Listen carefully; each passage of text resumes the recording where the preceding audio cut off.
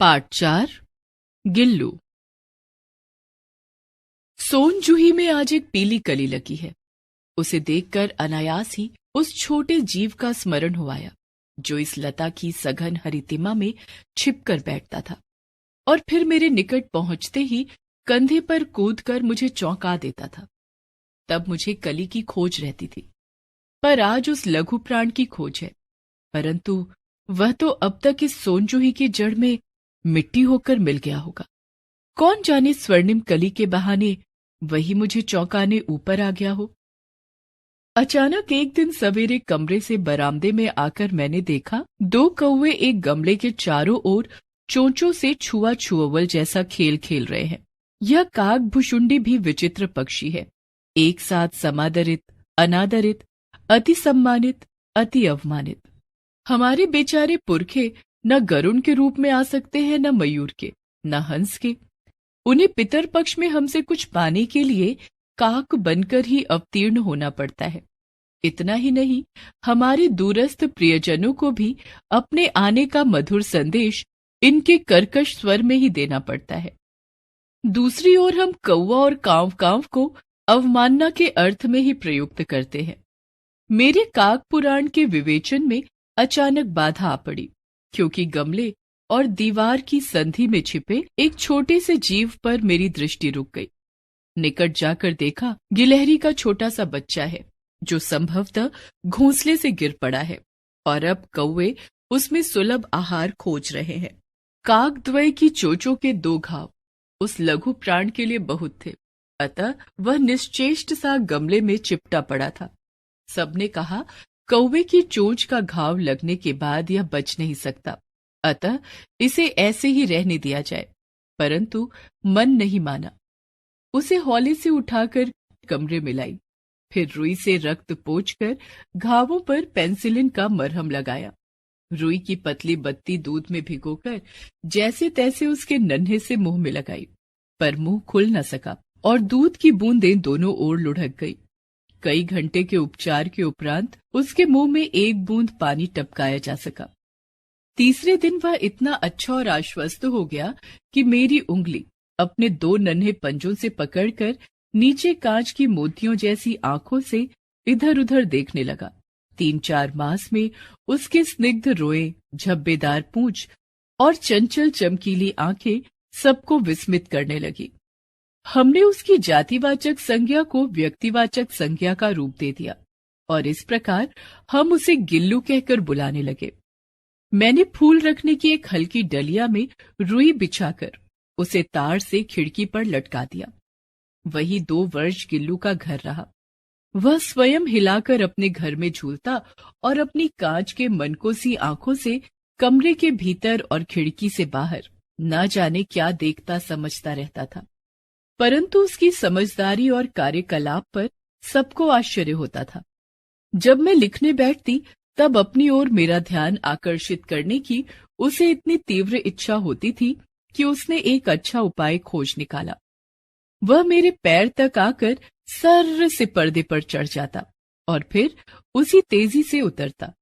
उसका दौड़ने का ये क्रम तब तक चलता जब तक मैं उसे पकड़ने के लिए न उठती। कभी मैं गिल्लू को पकड़कर एक लंबे लिफाफे में इस प्रकार रख देती कि उसके अगले दोनों पंजों और सिर के अतिरिक्त सारा लघुगात लिफाफे में बंद रहता।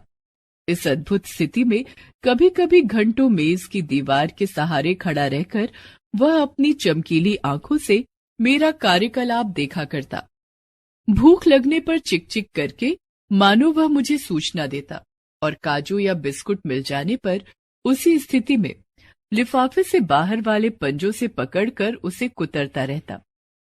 फिर गिल्लू के जीवन का प्रथम वसंत आया। नीम चमेली की गंध मेरे कमरे में आने लगी। बाहर की गिलहरियां खिड़की की जाली के पास आकर चिक चिक करके ना जाने क्या कहने लगी। गिल्लू को जाली के पास बैठकर अपने पन से बाहर झांकते देखकर मुझे लगा कि इसे मुक्त करना आवश्यक है। मैंने कीले निकालकर जाली का एक कोना खोल दिया और इस मार्ग से गिल्लू ने बाहर जाने पर सचमुच मुक्ति की सांस ली। इतने छोटे से जीव को घर में पले कुत्ते बिल्लियों से बचाना भी एक समस्या ही थी। आवश्यक कागज पत्रों के कारण मेरे बाहर जाने पर कमरा बंद ही रहता है। मेरे कॉलेज से लौटने पर जैसे ही कमरा खोला गया और मैंने भीतर पैर रखा, वैसे ही गिल्लू जाली के द्वार से भीतर आकर मेरे पैर से सिर और सिर से पैर तक दौड़ लगाने लगा। तब से यह नित्य का क्रम हो गया। मेरे कमरे से बाहर जाने पर गिल्लू भी खिड़की की खुली जाली की राह से बाहर चला जाता और दिन भर गिलहरियों के झुंड का नेता बनता। हर डाल पर उछलता कूदता रहता और ठीक 4 बजे वह खिड़की से भीतर आकर अपने झूले में झूलने लगता।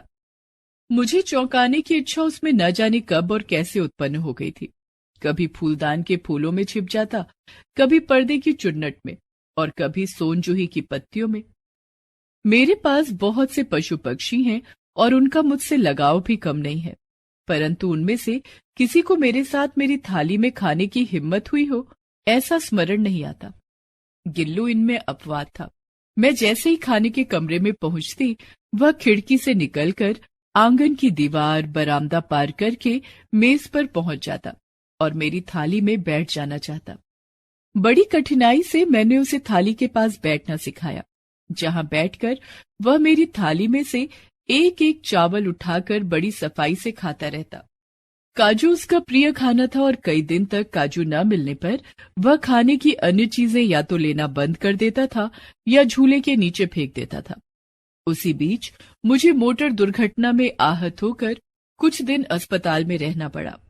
उन दिनों जब मेरे कमरे का दरवाजा खोला जाता, गिल्लू अपने झूले से उतरकर दौड़ता और फिर किसी दूसरे को देखकर उसी तेजी से अपने घोंसले में जा बैठता। सब उसे काजू दे जाते, परंतु अस्पताल से लौटकर जब मैंने उसके झूले की सफाई की तो उसमें काजू भरे मिले, जिनसे ज्ञात हुआ कि वह उन दिनों अपना प्रिय खाद्य कितना कम खाता रहा। मेरी अस्वस्थता में वह तकिए पर सिरहाने बैठकर अपने नन्हे नन्हे पंजों से मेरे सिर और बालों को इतने हौले हौले सहलाता रहता कि उसका हटना एक परिचारिका के हटने के समान लगता। गर्मियों में जब मैं दोपहर में काम करती रहती तो गिल्लू न बाहर जाता न अपने झूले में बैठता। उसने मेरे निकट रहने के साथ गर्मी से बचने का एक सर्वथा नया उपाय खोज निकाला था। वह मेरे पास रखी सुराही पर लेट जाता और इस प्रकार समीप भी रहता और ठंडक में भी रहता। गिलहरियों के जीवन की अवधि 2 वर्ष से अधिक नहीं होती, अतः गिल्लू की जीवन यात्रा का अंत आ ही गया। दिन भर उसने न खाया और न बाहर गया। रात में अंत की यातना में भी वह अपने झूले से उतरकर मेरे बिस्तर पर आया और ठंडे पंजों से मेरी वही उंगली पकड़कर हाथ से चिपक गया जिसे उसने अपने बचपन की मरणासन स्थिति में पकड़ा था। पंजे इतने ठंडे हो रहे थे कि मैंने जागकर हीटर जलाया और उसे उष्णता देने का प्रयत्न किया, परंतु प्रभात की प्रथम किरण के स्पर्श के साथ ही वह किसी और जीवन में जाने के लिए सो गया।